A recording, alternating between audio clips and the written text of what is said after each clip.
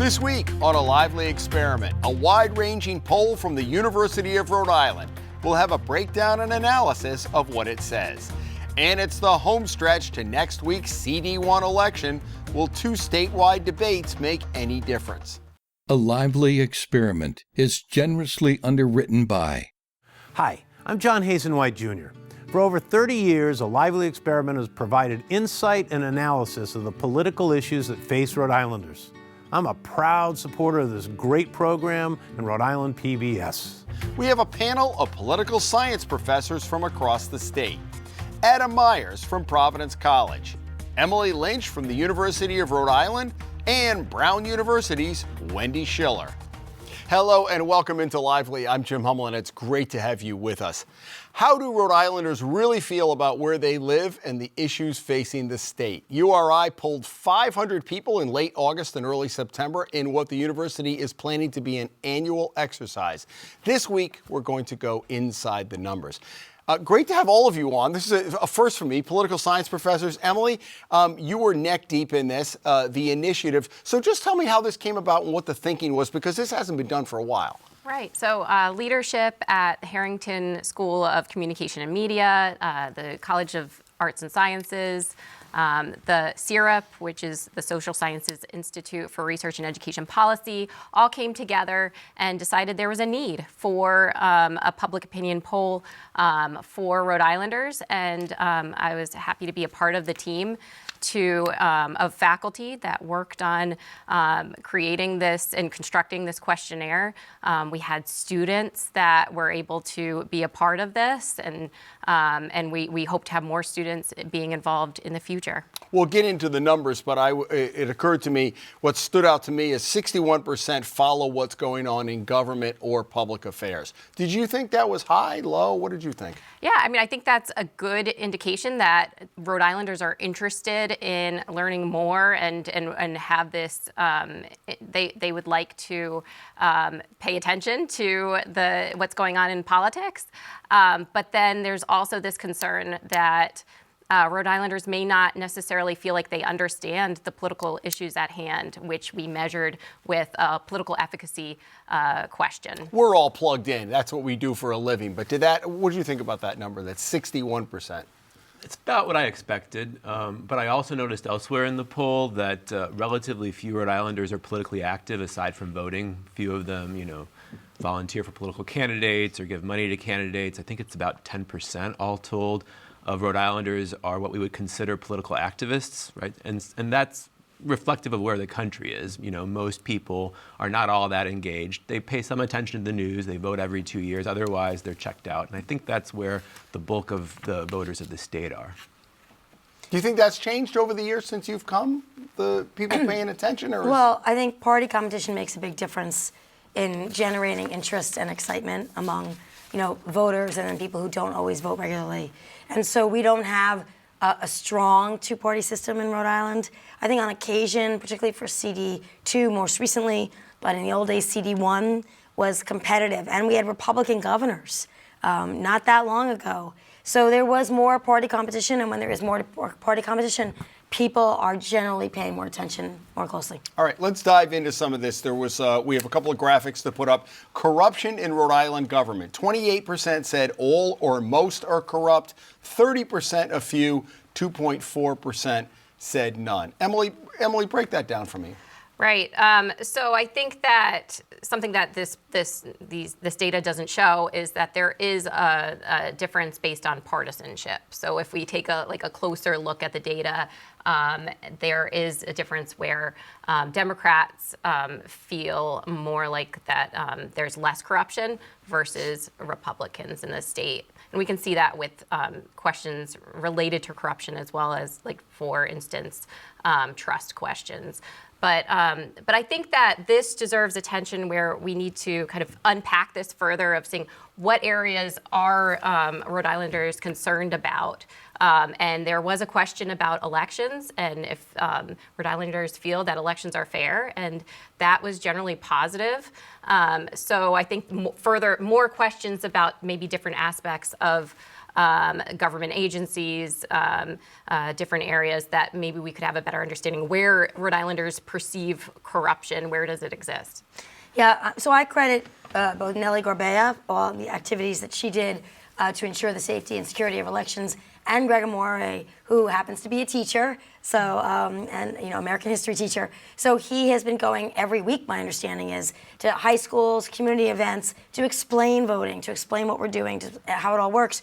More information, more transparency coming from the Secretary of State's office, I think will help to develop a greater trust in elections. I actually, having been in Rhode Island now almost 30 years, which I'm very proud of. You can't not a Rhode Islander yet, but you've been here a while.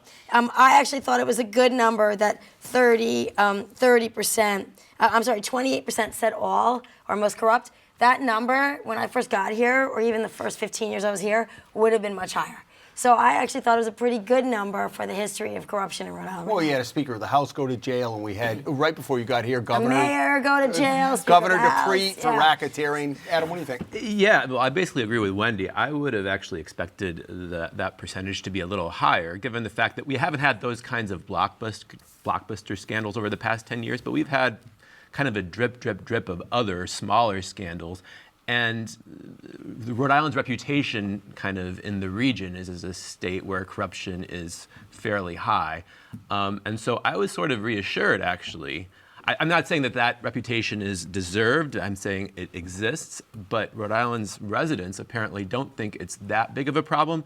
And I think that's, generally speaking, a good thing, because where people think that their government is corrupt, they're going to have less trust in it. And lack of trust in government creates all sorts of other political problems. Having spent the majority of my life living here and working here my entire professional life, I think there's also this kind of Rhode Islanders kind of, I don't know, not that they delight into it. There's a little bit of an inferiority complex, but there's also like, he was taking a bribe. That type of thing, that the shock factor wore off many years ago, right? Yeah, but I also think efforts to make government cleaner and more transparent, certainly you can go to Lincoln Chafee. You can go, and I think Carcieri also ran, and Lincoln Almond ran pretty clean administrations. Former federal prosecutor and a businessman, they each ran clean administrations. So that governors, and I think McKee, he's had some blips here and there, but I think he's generally also committed to running a clean administration. So having that kind of public commitment, especially at the governor's level, I think really changes the tone over time. And that's where I think it's important for us to continue to gather data like this to see how corruption or perceptions of corruption changes over time. And it would have been, great to have that 10 years ago to kind of see if we are amidst this shift. So you're the new baseline now. 10 Exactly, years from now, you'll go back in 23, I remember. Well, the other thing is, so let's look at trust in Rhode Island government. Now, this is interesting. The flip side of the corruption, the Supreme Court, 58.5% of the people have trust in the Rhode Island Supreme Court, 49.5% in the governor, and 48% the General Assembly. Adam, what do you think about those numbers? Well, I think the reason trust in the Supreme Court is so high is because the public doesn't know what the heck the Supreme Court is doing. Yeah. I mean, the Rhode Island Supreme Court, right? Yeah, right, the Rhode Island Supreme Court. I would assume trust in the U.S. Supreme Court would be quite a bit lower among Rhode Islanders. Listen, it's a well-known finding in political science, actually, that the more an institution is in the news, the less voters trust it. And I don't think the Rhode Island Supreme Court has been in the news much of late, except for the Chariho School Committee case. These numbers aren't great, but they could be worse. They could be a lot worse. If you compare them to Congress. Exactly. Emily, take it away, Emily. I thought they were pretty good, the numbers, actually. Right. I thought the same thing. I looked at the Gallup polls to look at national data, and these are about 10 percentage points higher than how Americans feel about the federal branches of government. So I think that's a good indication that, and that makes sense that we tend to see that in public opinion surveys, that you're going to trust the government that's closest to you more so than the federal government. But we also had a question about that in asking trust in federal, state, and local government, and it was local government that came out on top of had the most trust. Yeah, because state governments also have to be more productive than the Congress in most cases. You have to get the budget done. You have to address things like the roads, for example. You have to balance the budget first of all, right? Balance the budget. And I think that it's, as the Supreme Court of the United States, pushes more things back to the states, and as Congress tries to push things, having more faith in your state government is probably better for the democracy right now, given the trend to push from federal to state. What's interesting, though, so the governor, almost 50% trust in it, but when you talk about a specific person, you go to Dan McKee, who you would obviously, what is the incumbent, 27% approve of what he's doing, 27.5% disapprove, and then 33% neither approve or disapprove. Is there a disconnect to those two things, or is it the fact that you're talking about a specific person here? Right. I think that giving the kind of giving that specific individual kind of a rating is going to have some fluctuations as to how you feel about the executive branch in general. But as for the McKee approval rating, I think it was really interesting of how there was a large percentage that neither gave him approval or disapproved of him, and I think that is interesting. And if we look at national polls, a lot of the times the way it's set up is you have only the response options of approve or disapprove. So this is really giving us more specific level understanding of who are these people that have they not formed an opinion of him, or are they just unsure at this point of how they feel? We used to do polls when I was in television, and 4% of the people didn't know who the governor was. Who are these people? Where do they live? This is pre-internet. What was also interesting to me, though, Emily, you ask, and this is maybe why Joe Sicarci didn't run for Congress. You asked about, do you know who the House Speaker is? Exactly, and that is often done in political science polls to gauge political knowledge. That's one area of knowing who the political actors are. Political knowledge here was, right? Right, exactly, and as Speaker, he has a lot of power. Sicarci has a lot of power, and for Rhode Islanders not to recognize who those leaders are, I think that was a bit disconcerting. What about that? But not surprising. About Sicarci or about McKee? I mean, McKee. Sicarci. Go ahead and break it down. I would say the McKee approval rating results are really rather striking for a number of reasons. First of all, 33% neither approve or disapprove of him, and then there's another 13% who answered don't know. You add those two percentages up, it's close to 50%. He's in the news every day. Right, and close to half of Rhode Islanders have basically no opinion of him. I think that's remarkable. And I think his relatively low approval rating is also remarkable, given that generally speaking, it's a good time to be a governor in America right now. You know, the economy is doing pretty well. Inflation is down. Job growth is very high. Most state budgets are in good shape. The ARPA money hasn't run out yet. Exactly. And if you compare his approval rating to the approval ratings of all of the other New England governors, both Democrats and Republicans, his are far lower, right? Every other New England governor right now has an approval rating above 50%. And so something is going on with Governor McKee that, is worth exploring further. I think there's just a big difference in how much coverage. When he was running, he was everywhere all the time. And then as governor, he's been lower key, I think, on that level. And the CD1 Democratic primary soaked up so much attention for so long in the summer and obviously the first week in September. And he had to stay out of that.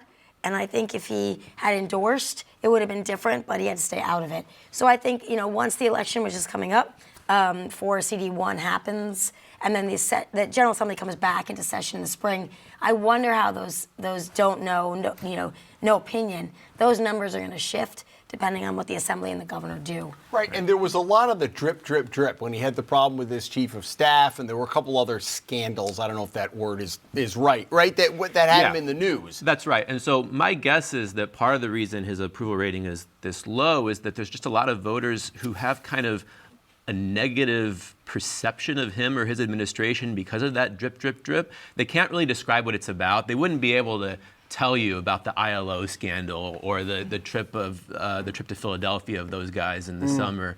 But they know that things have not been quite right, and that's affecting their overall perception of him. Adam, you're refreshing my memory. I had forgotten about all that Philadelphia ILO. I'm sure the governor appreciates that. Emily, so any final thoughts on Governor McKee? No, I think we need to. Well, I think we may see an opening, as we saw in the Boston Globe piece on Neronha, that of interest in running against McKee. It's tough when the economy. Neronha has done a lot. It all depends, I think, 2 years from now, on the economy in Rhode Island. level of crime, because Neronha will run on that. And so, pushing McKee by saying I might be running probably benefits McKee, who will get a little more active, will get out there, be on his game. I think people underestimated him a little bit in the primary in the last cycle. So, like I said, any competition, intra-party, within the party, or between the parties, we get better things out of our politicians. You wonder if he had better competition. Helena Foulkes gave him a run for the money, but I mean, Ashley Kalis didn't even get the, put your name, get automatically 33%. I mean, she spent a lot of money to get the squeeze out that last couple. We'll go back to one more thing in the poll, but let's stay with Peter Neronha. For those of you who didn't see it, the Boston Globe for Peter Neronha is term limited. So at the end of his second term, can't run again. He said, this is the only job I want to do, I don't want to do. And then all of a sudden he's been like Mr. Social Media. He's been on Twitter. He's been saying a lot of things outside the context of the Attorney General's office. And so then Ed Fitzpatrick finally got him to say, yeah, I may be considering that. Any surprise to you at all? Or, yeah. No. Yeah, it's like, why did it take this long? I think we all knew this was in the offing. You don't just suddenly, all of a sudden, increase your social media exposure at that level and have people assume that nothing is going on. And listen, he's going to be a very credible candidate, but it looks like Helena Foulkes is going to run again as well.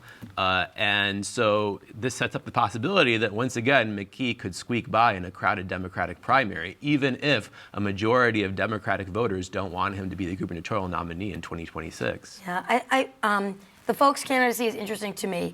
Do you think she'll run? I don't know, because CVS, as we know, is shifting its business model. It's been having some issues. It's closing things here and there. It's struggling more than I think people thought it would.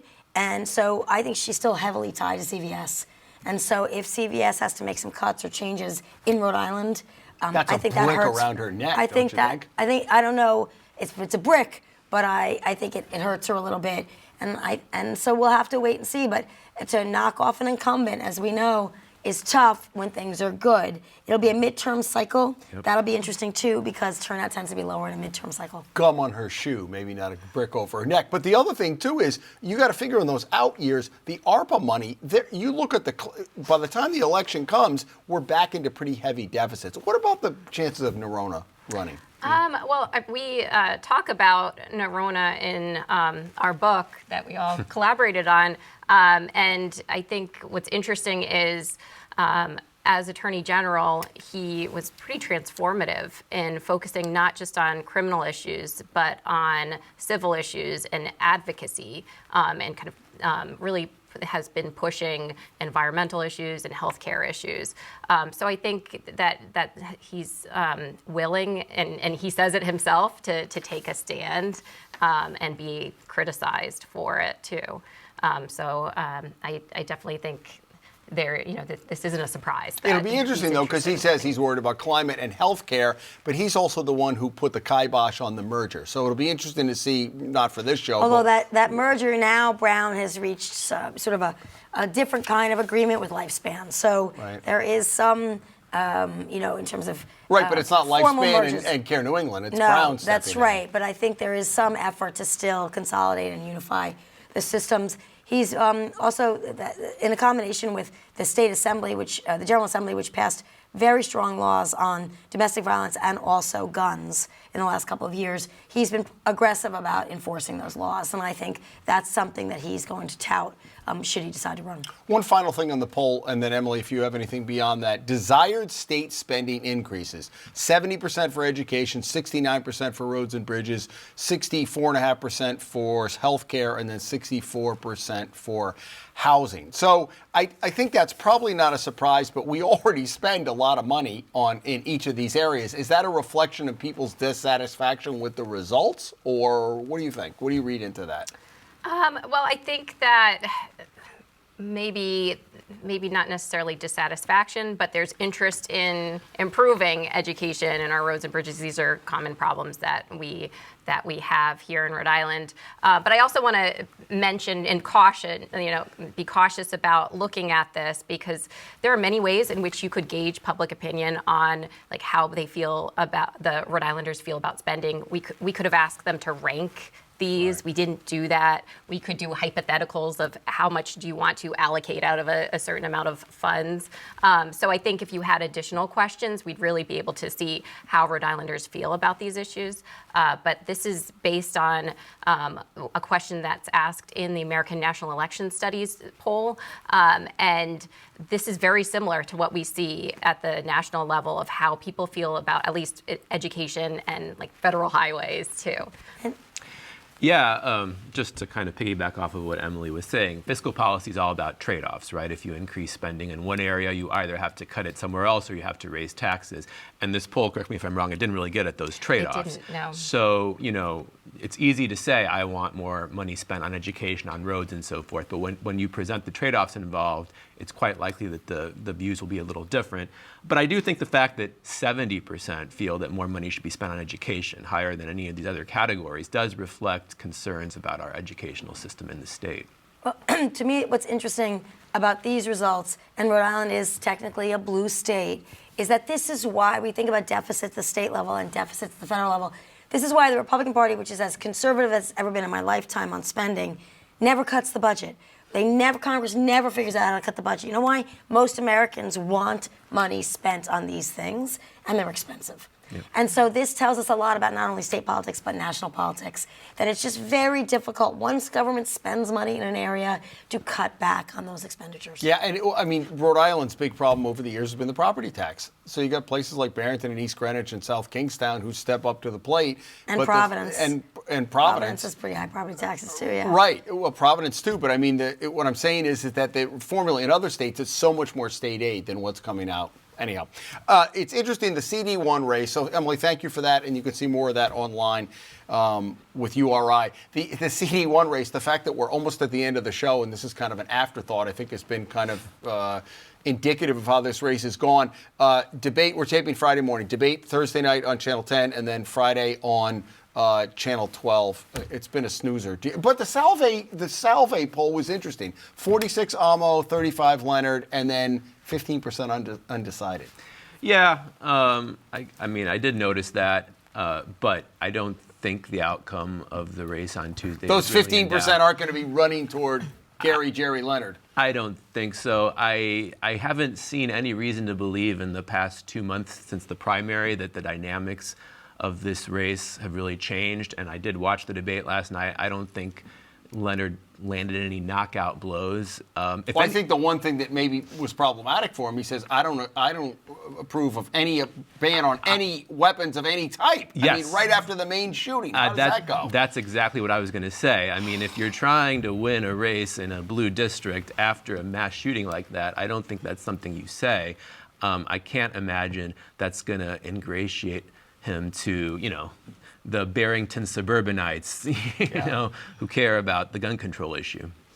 Yeah, I mean, as you know, this district was padded with Democrats in 2012. 10 years ago. Yeah, when they redistricted. So it leans Democratic. It's more liberal than CD2.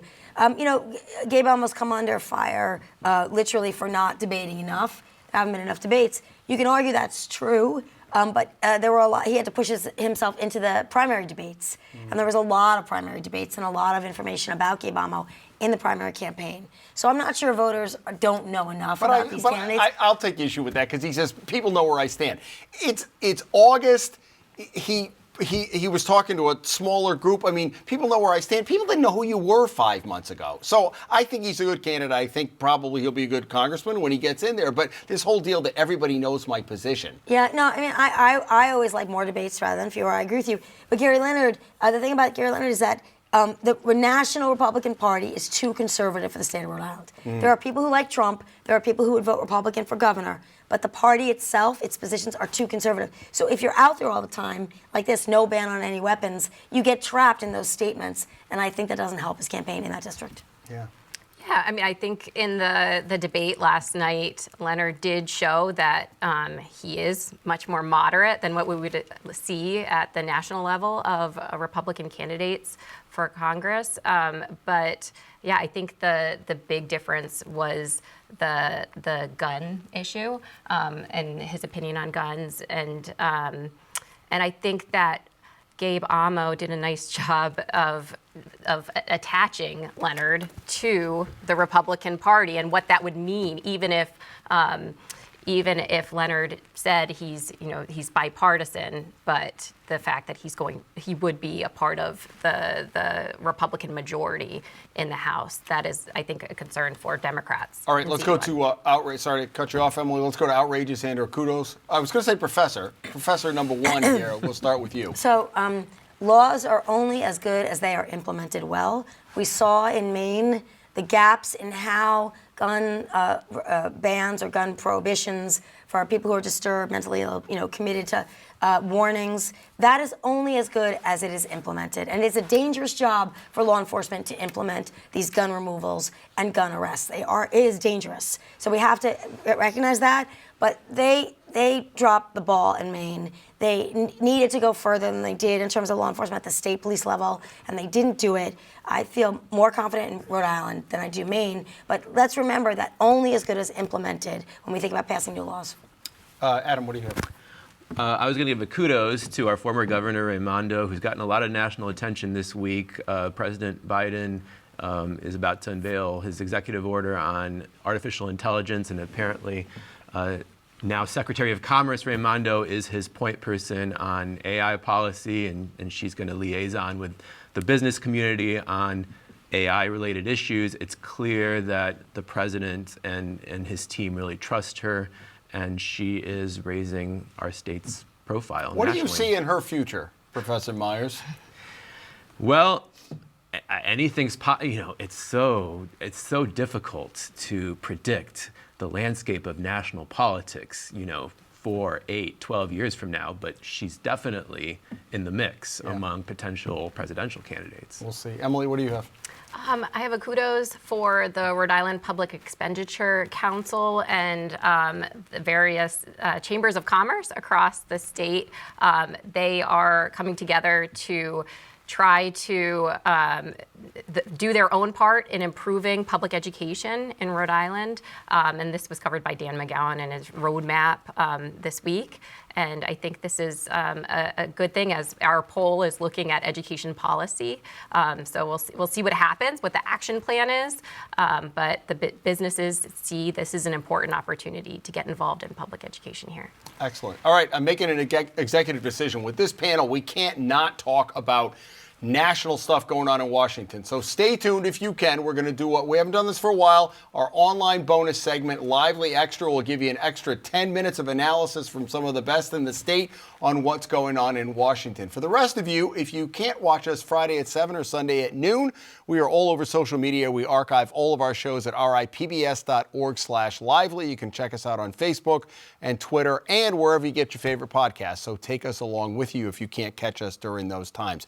Stick with us for Lively Extra. For the rest of you, come back next week. We'll have the results of the CD1 race and whatever else is going on. We hope you have a great weekend and come back next week as the Lively experiment continues.